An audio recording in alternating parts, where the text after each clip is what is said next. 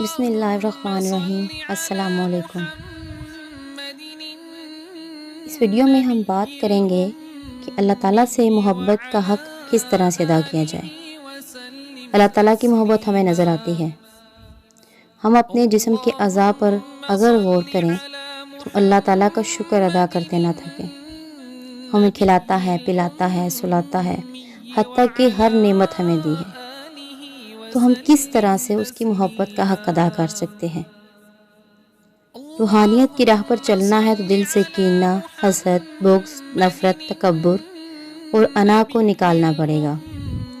اللہ تعالیٰ کی دوستی حاصل کرنی ہے تو اس کے بندوں پر مہربان ہونا پڑے گا، کیونکہ عبادت کرنے سے پارسائی ملتی ہے اور نیکی کرنے سے رب کائنات ملتا ہے۔ کثرت ذکر محبت الہی کا اولین تقاضا ہے۔ انسانی فطرت ہے کہ وہ اس چیز کو ہمیشہ یاد کرتا ہے جس کے ساتھ اس کا لگاؤ کی حد تک گہرا تعلق ہو۔ وہ کسی صورت میں بھی اسے بھلانے کے لیے تیار نہیں ہوتا۔ اہل محبت کے ہاں یہ عام قاعدہ ہے کہ جس شے سے محبت ہو اسے اٹھتے بیٹھتے یاد کیا جاتا ہے۔ ایک مومن کامل کی دلی محبت، مخلصانہ الفت اور جذباتی تعلق کا مرکز اور محور صرف ذات باری تعالیٰ کا ذکر ہی ہو سکتا ہے، اور جس بندے کو محبت الہی کی کیفیت نصیب ہو جائے، اس کی دیوانگی اور اس کے جوش محبت کا عالم کیا ہوگا، اسے الفاظ میں بیان نہیں کیا جا سکتا۔ حقیقت یہ ہے کہ جس کو بھی محبت الہی کے اس بحر پیکر سے کوئی قطرہ نصیب ہو جائے، اس کی نظر میں پوری دنیا کی نعمتیں بے اثر و بے وقت ہو جاتی ہیں، اور وہ پوری دنیا اپنے محبوب کے نام پر قربان کر دیتا ہے۔ اللہ تعالیٰ اپنے محبوبین کی بنیادی شرط بیان کرتے ہوئے ارشاد فرماتا ہے، والذین آمنوا اشد حبا للہ، اور جو لوگ ایمان والے ہیں وہ ہر ایک سے بڑھ کر اللہ سے بہت ہی زیادہ محبت کرتے ہیں۔ البقرہ پارہ 2۔ صفت ذات کا کثرت سے ذکر کیا جاتا ہے جس سے شدید محبت ہو۔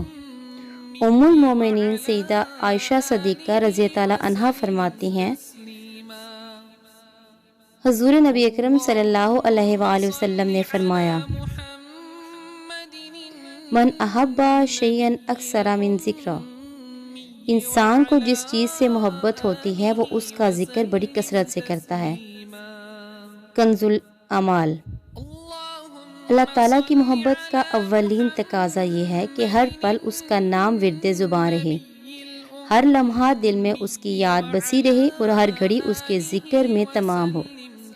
کثرت ذکر کے باب میں بے شمار احادیث بیان ہوئی ہیں، ان میں سے چند ایک ہیں۔ حضرت عائشہ صدیقہ رضی اللہ عنہ روایت کرتی ہیں، حضور نبی کریم صلی اللہ علیہ وآلہ وسلم ہر وقت ذکر الہی میں مشغول رہتے تھے۔ صحیح مسلم۔ حضرت ابن عباس عنہ سے روایت ہے کہ حضور نبی کریم صلی اللہ علیہ وسلم یہ دعا مانگا کرتے تھے، اے پالنہار، تو مجھے اپنا کثرت سے شکر گزار، ذکر کرنے والا، بہت ڈرنے والا، نہایت فرما بردار، خوب اطاعت کرنے والا، بہت عاجزی کرنے والا، بہت گریہ و زاری کرنے والا، تیری ہی جانب رجوع کرنے والا بنا دے۔ ترمذی شریف۔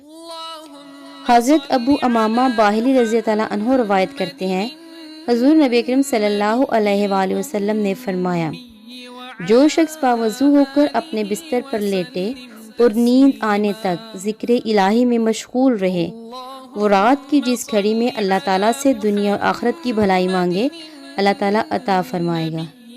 ترمذی شریف۔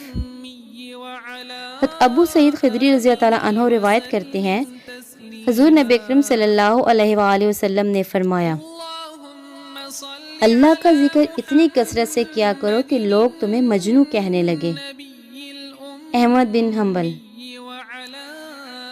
بس اللہ کی یاد اپنے دل میں بسانے اور اس سے ٹوٹے ہوئے تعلق کو بحال کرنے کا واحد ذریعہ ذکر الہی کثرت ہے۔